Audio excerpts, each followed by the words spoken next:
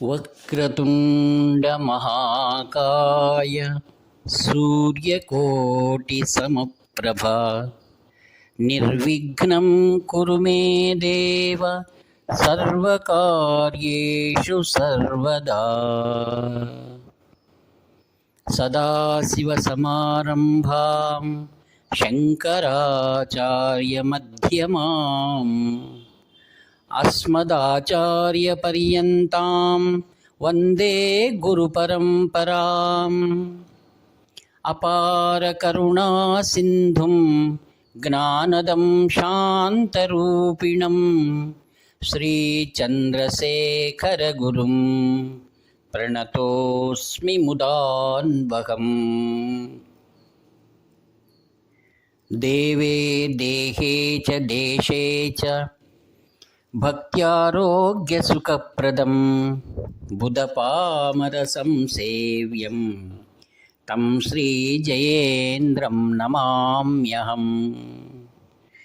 నమామః శంకరాన్వాఖ్యవిజయేంద్ర సరస్వతీం శ్రీగురుం శిష్టమార్గానునేతారం సన్మతిప్రదం. సర్వమంగళమాంగళ్యే శివే సర్వార్థసాధికే శరణ్యే త్రయంబకే దేవి నారాయణి నమోస్తుతే.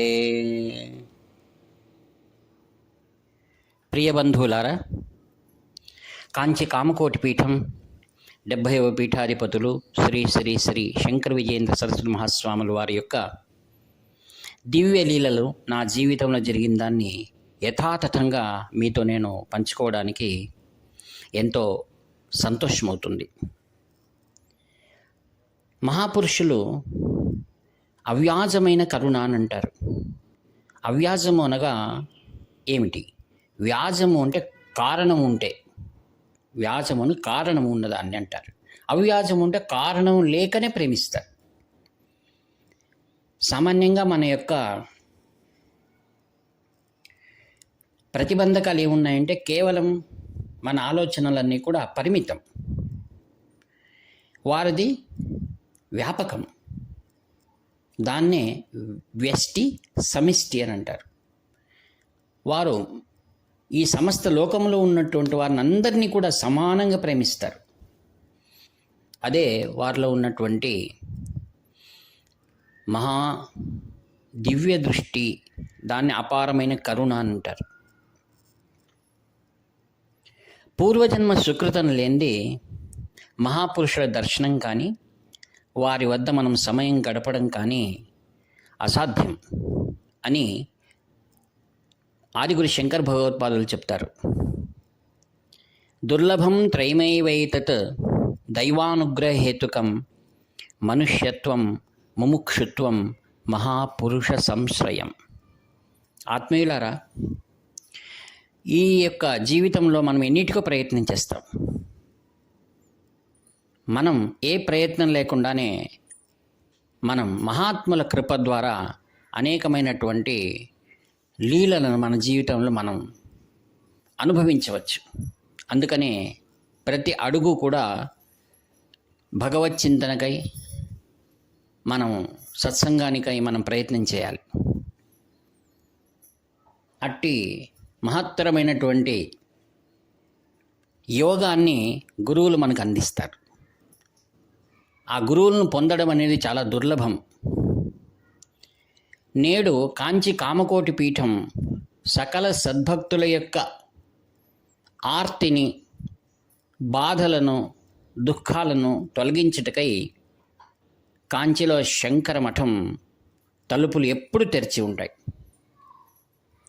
దివ్యమైనటువంటి కాంచిలో శ్రీ శ్రీ శ్రీ చంద్రశేఖరేంద్ర సరస్వతి మహాస్వాములు వారు ఎలా నడయాడు దైవమై ఉన్నారో, శ్రీ శంకర విజయేంద్ర సరస్వతి మహాస్వాముల వారు నడిచి వచ్చే దైవం.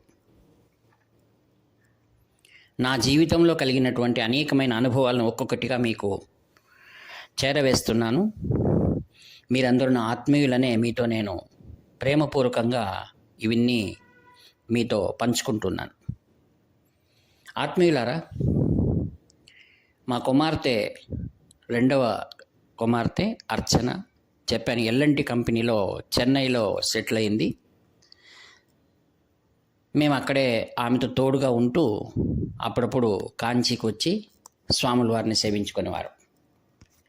ఇలా ఉండగా ఆమెకు కంపెనీలో పని ఒత్తిడి ఎక్కువగా ఉందని నాతో అప్పుడప్పుడు చెప్పేది. నేను చెప్పేవాడిని, అంత పని ఎక్కువ ఉంటే రాజీనామా చేయమ్మా, స్వాముల వారు కదా నీకు ఉద్యోగం ఇప్పించారు. ఇది కాకుంటే మరి ఒకటి, ఆయన ఆశ్రయంలో మనకెందుకు కొరత, మనం నిశ్చింతగా ఉండాలి అని ఆమెకు చెప్పాను. సరే అంది ఆమె. ఆమెకు ధైర్యం చెప్పాను, ఏమి ఆలోచన చేయవద్దు, మనసుని ఎప్పుడు ఒత్తిడి పెట్టుకోవద్దు, ఆనందంగా ఉండు. ఒకసారి ఏం జరిగింది, శ్రీ శంకర విజయేంద్ర సరస్వతి స్వాముల వారిది జయంతి. అది శివరాత్రికి ఒకరోజు వెనకలు వస్తుంది. అందరూ కూడా భక్తులు వచ్చి స్వాముల వారిని దర్శించుకుంటూ ఉంటారు. నేను అందరి మాదిరి కాకుండా స్వాముల వారు నా వారే, ఈ మఠం నాది, నేను వేరేగా లేను అనేటువంటి భావన నాకు ఎప్పుడు ఉండేది. ఆ విధంగా నేను మా అమ్మాయితో మనం చెన్నై నుండి కాంచీకి వెళ్దాము అనగానే, సరే నాన్న నేను ఈరోజు సాయంకాలం వస్తాము, మనం అందరూ కూడా కలిసి వెళ్దాము అని ఆమె తయారవుతుంది. నేను చెప్పాను, ఏ వస్తువులు తేవద్దమ్మా అంటే, ఏటీఎం కార్డులు కానీ ఏది తేవద్దు, నా దగ్గర డబ్బు ఉంది, గది తాళం వేసుకొని వచ్చేసి అంటే కూడా ఆమె వినలేదు. నాకు చిన్న బ్యాగ్ కూడా కొనిచ్చింది, దీన్ని ఎప్పుడు తగిలేసుకో, ఎప్పుడు జేబులు పెట్టుకుని ఉంటావు వస్తువులు అని. ఆమె పర్సు మరియు గది తాళాలన్నీ కూడా నా కొత్తగా కొనిచ్చిన సంచిలో తగిలేసి నాకు మెడలో వేసి జాగ్రత్తగా పెట్టుకో, వెళ్దామని మేము బస్సు ఎక్కాము. బస్సులో వచ్చేటప్పుడు ఒక స్త్రీ బృందం 5 మంది వచ్చారు. మాకు తెలియదు వాళ్ళు దొంగలు. మా దగ్గర నిల్చుకొని ఉన్నారనమాట. పాపం ఒక చిన్న బిడ్డను ఎత్తుకుంది కదా, నేనేం చేశాను, నాకు కొద్దిగా స్థలం ఇచ్చి వాళ్ళని కూర్చోబెట్టి నేను నిల్చున్నాను. అప్పుడు ఏం జరిగిందో తెలియదు కానీ నా యొక్క బ్యాగ్లో ఉండేటువంటి పర్సు అన్నీ తీసుకొనేసారు వాళ్ళు. నేను అది గమనించుకోలేదు. తర్వాత మేము కాంచీకి వచ్చి బస్టాండ్లో దిగిన తర్వాత చూస్తే, నాన్న నీకు బ్యాగ్ ఇచ్చాను కదా, పరిస్థితి ఇవ్వు అంటే చూస్తే లేదు. ఆమెకు ఒక్కసారిగా కోపం వచ్చింది. ఏమి నన్ను అంత ప్రత్యేకంగా చెప్తే కూడా పోగొట్టుకునేసావా, జాగ్రత్తగా ఉండడం తెలీదా అని. సర్లేమా, వచ్చిన పని ఏదో చూసుకొని వెళ్దాము, దాని గురించి నేనే వ్యాకులత చెందొద్దు, మన మొదలు కార్యక్రమానికి వెళ్దాము అని మేమంతా మఠానికి వచ్చాము. ఆమె చాలా సీరియస్గానే ఉంది. సరే మేమేం చేసాము, నా భార్య మా కుమార్తె ఒక దగ్గర కూర్చున్నారు, నేను దూరంగా కూర్చున్నాను. నాదేమంటే అంతా స్వామివారు ఉన్నారు, ఆయన చూసుకుంటారు, ఏది మనం చింతించకూడదు. సరే కార్యక్రమం ముగించుకొని మేము యథాప్రకారం చెన్నై చేరుకొని మౌనంగానే ఉంది ఆ రోజంతా. మరి 2 రోజులు అయిన తర్వాత నేను కాంచీకి వచ్చి స్వాముల వారితో గదిలో కూర్చొని పిలిచారు, నన్ను ఆయనతో మాట్లాడుతున్నాను. అప్పుడు నాకు ఫోన్ వచ్చింది మా అమ్మాయి నుండి. నాన్న, ఒక శుభవార్త చెప్తున్నాను, స్వాముల వారు అన్నారు చేయి చూపించి బయటికి వెళ్ళి మాట్లాడు అన్నారు. నేను బయటకు వచ్చి ఆ ఫోన్ అందుకున్నాను. దాంట్లో చెప్తుంది, నాన్న నాది పొరపాటు, నేను మన కోపం చేసుకున్నాను, నీవు స్వాముల వారి గురించి ఎంత నమ్మకం ఉంది నాన్న నీకు, నాకు అంత నమ్మకం లేకపోయింది. నాకు ఆఫీస్లో పిలిచి ఈరోజు మా బాస్ నన్ను పిలిచి మొదట్లో చీవాట్లు పెట్టారు, అమ్మాయి నువ్వు సరిగ్గా పని చేయటం లేదు, నీది రిపోర్ట్స్ అన్ని బ్యాడ్గా ఉన్నాయి, కావున నీవేదో నిర్ణయం తీసుకుంటే, సరే సార్ నేను రిజైన్ చేయడానికి సిద్ధంగా ఉన్నాను అన్నదట. అని బయటకు వస్తుంటే బాస్ నవ్వుతూ చప్పట్లు కొట్టి అర్చన వచ్చి కూర్చోన్నారట.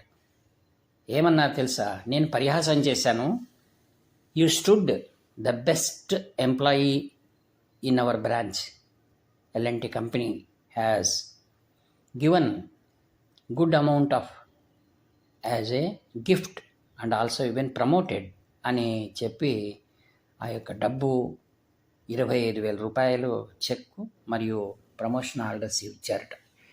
నాకు ఆ అమ్మాయి చెప్తూ, నాన్న నీవు స్వాముల వారికి ఈ విషయం చెప్పు అంటే నేనేమన్నానంటే, ఆ రోజు నీవు పర్స్ పోగొట్టుకున్నప్పుడు నేను ఆ విషయం స్వాముల వారికి చెప్పలేదు, ఇప్పుడు నేను చెప్పను.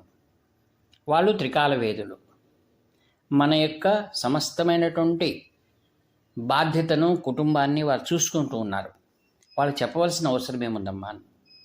లోపల స్వాముల వారి దగ్గర వచ్చి కూర్చొని స్వాముల వారు నన్ను చూసి నవ్వారు అంతే, ఆయనకు అన్నీ తెలుసు. ఈ విధంగా ఎవరైతే నమ్మకం, విశ్వాసం, ఇది చాలా ప్రాథమికమైనటువంటి పెట్టుబడి. తర్వాత ఆయన నాకు ఎన్నోసార్లు ప్రత్యేకంగా తన గొప్పతనము నేను తెలుసుకునేటట్లుగా చేశారు. సామాన్యంగా వారిని ఏమనుకుంటాం, మనం మనదాగానే మనుషులు అనుకుంటాం. అయితే వాళ్ళలో ఉన్నటువంటి గొప్ప విషయం ఏంటి, తపశ్శక్తి వాళ్ళలో నిబిడీకృతమై ఉంటుంది. నేను అక్కడ కాంచీలో ఉన్నప్పుడు నేను వ్యక్తిగతంగా నా పుస్తకాలు చదువుకోవడం, గదిలో ఉండడం, స్వాములు వారు ఎవరు చెప్తే వారితో మాట్లాడడం, ఇలా గడిపేవాడిని. నాకేం ప్రత్యేక ఏం పని లేదు, కానీ అయితే ఎప్పుడూ స్వాములు వారు నన్ను చూస్తూ ఉండేవారు, వీడు ఉన్నాడా, ఎక్కడ పోయాడు, ఏం కథ అని. అదేవిధంగా స్వాముల వారు పడుకునేది రాత్రి 1 గంట అవుతుంది.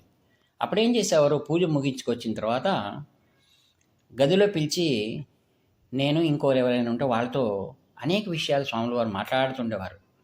నా ముందు ఒక ఆయన పిఎస్కే బాలు గారు అని చాలా ఏజ్డ్ పర్సన్, ఆయన పిలిచి ఏదో ఒకటి అడిగేవారు. ఆయన చెప్తూ కళ్ళను మూసుకునేవాడు నిద్రపోయేటట్టుగా. స్వాముల వారు నన్ను ఆయన చూపిస్తూ చూసావా అనేవారు నవ్వుతూ. నన్ను కూడా చాలాసేపు మాట్లాడుతుండేవారు. నాకు బాగా నిద్ర వచ్చేది, ఎందుకంటే ఉదయం నుండి నిద్ర ఉండేది. తెల్లవారుజాము 5కు లేచింటాం కదా, పడుకునే ఎక్కడ కూడా అవకాశం ఉండదు, ఎప్పుడూ రద్దీగా ఉంటుంది. నాకు కూడా ఎప్పుడు వెళ్ళి నిద్రపోతే చాలు అని. అప్పుడు ఆ చివరిలో 12:30 ఇంక వెళ్ళి పడుకోపో అనేవారు. అప్పుడు నేను నమస్కారం చేసి గదికి వచ్చేవాడిని. గదికి వచ్చినప్పుడు మళ్ళీ ఒకసారి పిలిపించేవారు. పరిచారకుడు వచ్చి మిమ్మల్ని పిలుస్తూ, ఇప్పుడే కదా వచ్చాను మళ్ళీ పిలుస్తున్నారని నేను కాస్త విసుగ్గానే వెళ్ళి దగ్గర కూర్చునేవాడిని. దగ్గర కూర్చొనేవారు, కూర్చోబెట్టుకునేవారు, చాలా దగ్గర కూర్చునేవాడిని. అప్పుడు ఒక 5 నిమిషాలు అయిన తర్వాత నేను ఆయన దగ్గర కూర్చున్నప్పుడు నాకున్నటువంటి అలసట, బడలిక అంతా ఒక 2 నిమిషాలు వెళ్ళిపోయేది.